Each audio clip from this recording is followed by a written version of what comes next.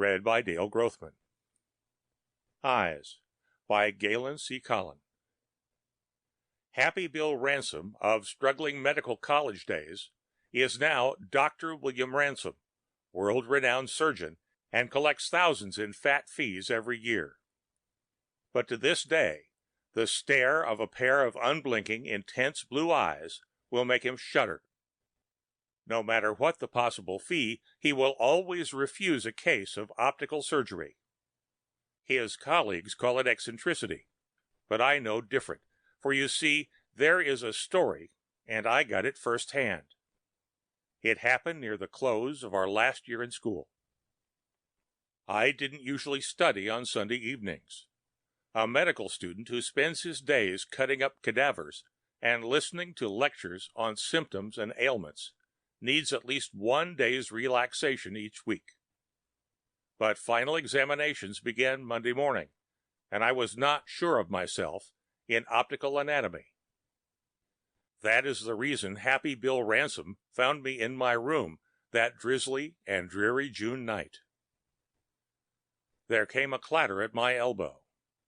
2 tiny red lights flashed on. I turned to my door and called, "Come." The door opened, and there stood Bill. Big, handsome, blonde, poor as a church mouse, but carefree and happy. That was Bill. His hat was gone. His hair was unkempt and uncombed. The usual radiant face was haggard and drawn. Dark circles were beneath his eyes. He staggered like a drunken man. "For God's sakes, Jim, the eyes! Turn off that damn thing!" His voice was hoarse and broken as he begged. He was looking at my door knocker, a contrivance of which I was inordinately proud. It was a perfect snow-white skull with the lower jaw hinged. Tiny electric bulbs of red glass were in the eye sockets. A touch of the button outside my door turned on the red lights and set the toy motor running. The motor, in turn, started the lower jaw clattering. "What's the matter, Bill?" I gasped as I threw off the switch. He sank to my big Morris chair and covered his face with his hands. His body shook with violent chills. "Some jag," I muttered, half to myself. "I'm not drunk," he said hoarsely. Jim, I believe I'm going insane. I've got to tell someone. You're the best friend I have in the world. Will you listen to me? Will you help me fight it off? You've got to, Jim." "Calm down, old son," I said evenly, although I was beginning to get just a little shaky at Bill's palpable terror. "Sure, I'll help you. You know that. What is it?"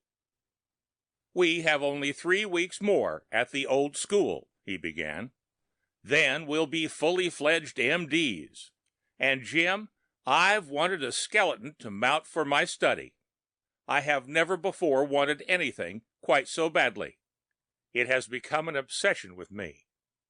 I can't buy one. It is all I can do to earn my expenses. I have tried to trade for one. I have even been tempted to steal. Jim, I had begun to get desperate.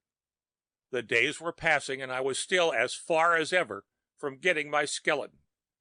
It maddened me that the cemeteries guarded thousands of skeletons, and I could not even have the smallest and most insignificant of the lot. Last Friday I succumbed to temptation. I determined to desecrate the home of the dead. You don't blame me, do you? You know what it is to want something so badly that any sacrifice is not too great? Do you remember last Friday night? It was foggy, and a chill was in the air. A light mist was falling, just enough to make each branch and twig along the cemetery drive moisture-laden and dripping. You couldn't see 10 feet ahead of your face. I went alone. Under my arm was a grain bag in which to carry back the bones. A spade was my only tool, and I filched it from the caretaker's shed. An electric flash gave all the illumination I needed. I was not afraid of the dead then. A medical student seldom is. Yet, as a heritage from our ancestors, a graveyard always holds something of shuddering dread. And this was a gloomy night. As I slunk along the drive, the wet branches slapped me in the face. I knew what they were, but I could not repress a shudder at each cold touch. I could almost see the spirits of the dead. I could almost hear their protest at this vandalism. I searched among the headstones, reading the inscriptions. I wanted a body that had been buried long enough for the flesh to drop from the bones. The skeleton must be that of a man of intelligence, for I wanted the skull to be beautifully molded. That's why I chose the grave marked. The name sounded solid and dependable, and he had been buried in 1902. The name doesn't conjure up the image of a haunting specter, does it? But God, why did I choose that grave? I began digging. Deeper and deeper I went. Each spadeful of earth taken from the grave added to my dread. But I was desperate. Finally, my spade struck something solid, something it would not penetrate. A few more spadefuls, and I uncovered the box that held the coffin. I threw out the last of the earth, and with it went my terror. The wood was so badly decayed that it would hardly support my weight. It came away easily as I pried with the broad spade.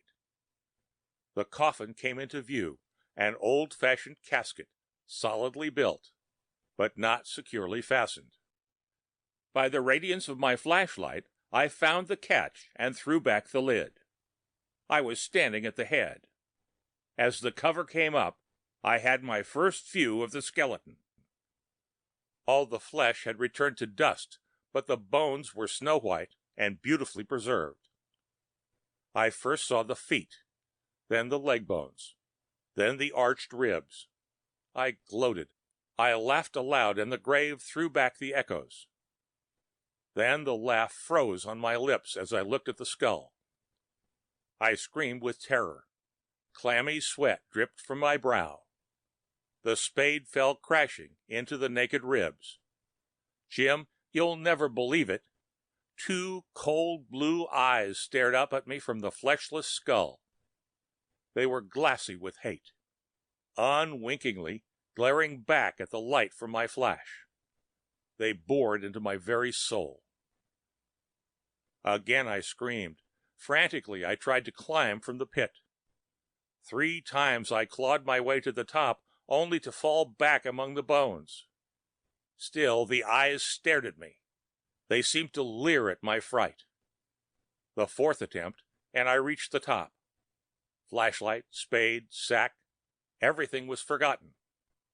I fled for my very life from those eyes. They seemed to follow me. They menaced me from every side. As I sped up the street and into my room, they darted venomous glances at me from every streetlight. I slammed the door, and still those hateful orbs were with me. I tried to read. Those eyes came between me and the page. I went to bed, but I could not sleep. After hours of tossing, I dozed fitfully. I dreamed. The eyes were those of a demon. He tortured me with red-hot irons and glared sardonically at my helplessness. Again, the eyes inhabited a corpse, and I was bound to it hand and foot. Gradually it decayed, and I could not break my bonds. At last it was the skeleton I had dug from the grave. I struggled, bound by that terrible sense of powerlessness which paralyzes us in our dreams. Finally I awoke. Those eyes, those horrible staring eyes, I could see them everywhere. Then came morning, yesterday morning. I was weary and worn, but I could not study. I went to a picture show for distraction. All I could see was the eyes of the players, blue and cold. I tried to forget them in a round of golf. The little white balls stared up at me in the glare of hate. Those eyes again. Last night I tried again to sleep. The same dream haunted me. Jim, I must sleep, but I cannot. Help me, Jim. Talk to me. Reason with me. Jim, am I going insane? Will those eyes haunt me forever? Bill was truly in a pitiable state. It would take but a little more to push him across the bridge into insanity. But before he had fairly gotten into his story, I knew the sedative to administer. "Have you read the papers within the last 2 days?" I asked him. "I can't read, Jim. I can't even think. What is news to me when those horrible eyes will not leave me in peace?" "Listen to this," I began, as I picked up Saturday morning's Gazette. "Sometime during last night, vandals entered Memorial Lawns and opened the grave of Robert William Sheldon, who died in 1902. Sheldon was noted during his lifetime as the only blind attorney in Kansas. The motive of the marauders is not known, as they were apparently frightened away before they had completed their designs. The skeleton was shattered, but the skull containing the 2 wonderfully constructed glass eyes was strangely untouched. Does that help you any?" I asked as I turned toward Bill. But he only gasped once and sat back into the big Morris chair. His expression of terror had given place to a look of astonishment and blessed relief.